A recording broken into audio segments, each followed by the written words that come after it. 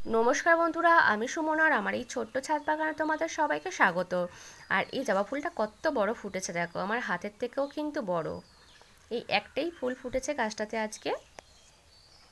আর এই চন্দ্রমল্লিকা ফুল গাছটাতে দ্বিতীয়বার এই ডালটাতে কি পরিমাণে কুঁড়ি এসেছে দেখো, এই মাথায় কতগুলো কুঁড়ি, আর নিচের দিকে প্রত্যেকটা পাতার কোল থেকে দেখতে পাচ্ছ কুঁড়ি বেরিয়েছে। ডালটাতে কিন্তু ভর্তি কুঁড়ি।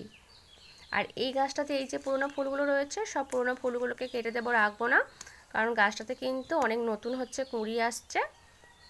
এই পুরোনো ফুলগুলো থাকলে কিন্তু এই কুঁড়িগুলো থেকে আবার ফুল ফুটবে না। এই ফুলগুলো হচ্ছে কেটে দেবো পুরোনো। দেখো দুটো গাছের সব পুরোনো ফুলগুলো কেটে দিয়েছি।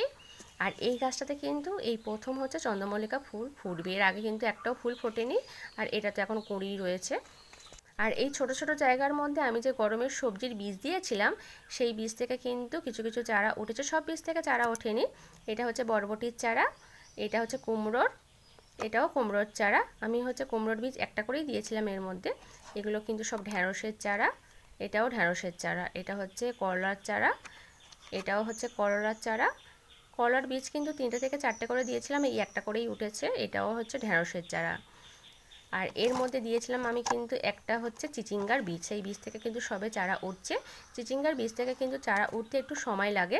এর মধ্যেও দিয়েছিলাম চিচিঙ্গার বীজ, এখনও চারা ওঠেনি, কয়েকদিনের মধ্যেই উঠে যাবে। আর সব সময় কিন্তু সব বীজ থেকে হচ্ছে চারা ওঠে না, তাই আমাদের একটু বেশি করেই কিন্তু বসিয়ে রাখাই ভালো। আর এই বেডটার মধ্যে আমি দিয়েছিলাম কিন্তু 8টা বরবটির বীজ। আর 8টা বীজের মধ্যে থেকে কিন্তু 4টে বীজ থেকে চারা উঠেছে, 4টে কোণে দেখতে পাচ্ছ। আর এখানে দেখতে পাচ্ছ দুটো কিন্তু উচ্ছের গাছ হয়েছে, দেখো এই একটা আর এই একটা। এগুলো কিন্তু আমি বসাইও নি আর বীজও বসাইনি, এগুলো এমনিতেই হয়েছে, যেহেতু এই বেডের নিচে সবজির খোসা দেওয়া রয়েছে। এই চারাগুলো বড় হলে আবার তুলে বসাবো। আর এইটার মধ্যেও উচ্ছের বীজ দিয়েছিলাম, দেখো চারা উঠেছে। এটার মধ্যে কিন্তু অনেকগুলো আমি বরবটির বীজ দিয়েছিলাম, সব বীজ থেকে চারা ওঠেনি, এই কয়েকটাই উঠেছে। আর এইটার মধ্যে দিয়েছিলাম আমি কিন্তু পুঁইশাকের বীজ। আমার ছাদে যে পুঁইশাক গাছ ছিল, সেই গাছেরই বীজ আমি অনেকগুলোই এর মধ্যে ছড়িয়েছিলাম, এই কয়েকটাই দেখছি চারা উঠেছে, আরও হয়তো পরে উঠবে। আর এটার মধ্যে দিয়েছিলাম হচ্ছে লাল শাকের বীজ, উঠেছে চারা। আর এটার মধ্যে সাইড দিয়ে দিয়েছিলাম আমি কিন্তু ঝিঙের বীজ, এখনও একটাও চারা ওঠেনি। আর এটার মধ্যে কিন্তু কলমি শাকের বীজ দিয়েছিলাম, এই কয়েকটাই চারা উঠেছে। আর এই বেডটার মধ্যে দিয়েছিলাম আমি কিন্তু কুমড়োর বীজ, দু সাইডে দুটো, এখনও কিন্তু একটাও বীজ থেকে চারা ওঠেনি। আর এবারে এই টমেটো গাছগুলোকে কিন্তু আমি তুলে দেব, কারণ এই গাছগুলো অনেক পুরনো হয়ে গিয়েছে, অনেক ফল দিয়েছে, এখন হচ্ছে দুটো একটা করে হচ্ছে ফল হচ্ছে। আর গাছগুলো কেমন দেখতে পাচ্ছ, শুকনো শুকনো হয়ে গিয়েছে, তাই এই গাছগুলোকে সব তুলে দেবো, কারণ ওই চারাগুলো যে রেডি হচ্ছে ওইগুলো আবার এর মধ্যে বসাতে হবে। আর তার আগে আবার এই মাটিগুলোকে একটু হচ্ছে রোদ্দুরে শুকনো করে নিতে হবে। তাই এখানে যে টমেটো গাছগুলো রয়েছে সব দেখো তুলে দিলাম, এই কয়েকটাই রয়েছে কাঁচা টমেটোর মধ্যে। আর এই শিম গাছগুলোকেও সব কেটে দেবো, গাছগুলো কেমন হয়ে গিয়েছে, হলুদ হয়ে গিয়েছে সব পাতা, আর তো শিম হবে না। দেখো সব গাছগুলো কেটে দিয়েছি, এটাকে সাইডে করে এখানে হচ্ছে কয়েকটা বেড নিয়ে আসবো। এই দেখো এই করলা গাছের বেডগুলো নিয়ে এই সাইডে চলে এসেছি, এই বেডগুলো এই দিকে ছিল, যেহেতু এখানে একটা হচ্ছে করলা গাছের বেড রয়েছে, তার জন্য এই বেডটাকেও এখানে নিয়ে এসেছি। আর এখানে বরবটির বেডটাকেও নিয়ে চলে এসেছি সাইডে।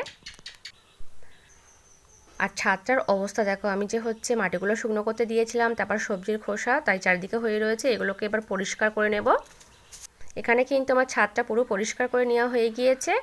আর একটা কিন্তু ছাদ বাগান করার পিছনে কিন্তু অনেক পরিশ্রম থাকে, সেটা কিন্তু আমরা যারা ছাদ বাগান করি তারাই কিন্তু শুধু জানি, তাও আবার যদি কেউ না হেল্প করার থাকে তাহলে কিন্তু আরও পরিশ্রমটা বেড়ে যায়।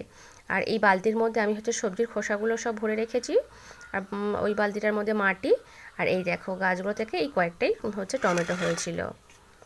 আর এখানে আমি কিন্তু দুটো পেঁপে পেড়ে নিয়েছি, আমার যে এই সাইডে হচ্ছে পেঁপে গাছ রয়েছে মাটিতে, আর এই গাছগুলো এই দেখো এই গাছটাতে। আর এখান থেকে হচ্ছে সাইড থেকে কিন্তু আরেকটা ডাল বেরিয়েছে, এই যে এই গাছটা, এখান থেকে হাত বাড়িয়ে আমি হচ্ছে পেঁপে দুটো পেড়ে নিয়েছি। দেখো ছাদটা কিন্তু হচ্ছে পরিষ্কার থাকলে দেখতেও কিন্তু বেশ ভালো লাগার। এবার আমি লাউ গাছে একটু খাবার দিয়ে দেবো। বালতির মধ্যে আমি কিন্তু খাবার নিয়েছি, এটা হচ্ছে ভাতের মাড় বা হচ্ছে ফ্যান।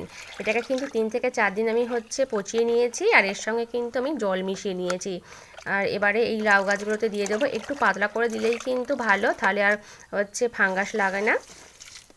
আর লাউ গাছ, কুমড়ো গাছ, তারপরে হচ্ছে এই উচ্ছে, করলা গাছ, এই গাছগুলো কিন্তু এই হচ্ছে ভাতের মাড় বা ফ্যান কিন্তু খুব পছন্দ করে। এখানে আমি হচ্ছে কিছুটা আমি এই উচ্ছে গাছ, তারপরে এই করলা গাছে দেখো দিয়ে দিচ্ছি। আর এই বেডের মধ্যে যে লাউ গাছটা রয়েছে এই গাছেও দিয়ে দেবো। এই গ্রো ব্যাগটার মধ্যে 3টে লাউ গাছ রয়েছে, আর ওই বেডটার মধ্যে একটা। দেখো আমি কিন্তু হচ্ছে সব ফ্যানটা দিয়ে দিয়েছি। এই দেখো এই লাউ গাছ। আর আজ কিন্তু বন্ধুরা এই পর্যন্ত, টাটা।